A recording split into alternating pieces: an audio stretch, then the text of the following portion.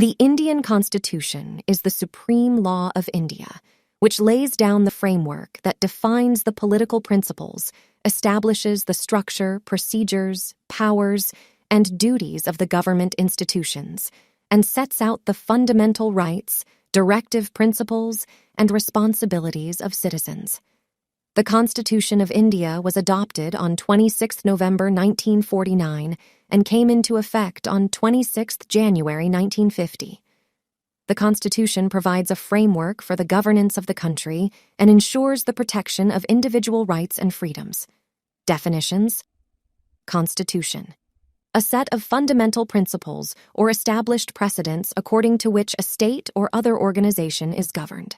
Fundamental rights: the basic rights and freedoms that every citizen is entitled to, such as the right to equality, freedom of speech, and the right to life and personal liberty.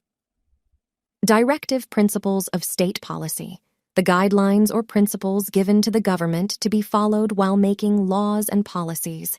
They aim to establish social and economic democracy in the country. Questions and answers. Q.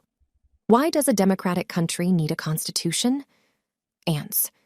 A democratic country needs a constitution to establish a framework for governance, protect the rights and freedoms of citizens, and ensure the separation of powers. Q. What are the key features of the Indian Constitution? Ans.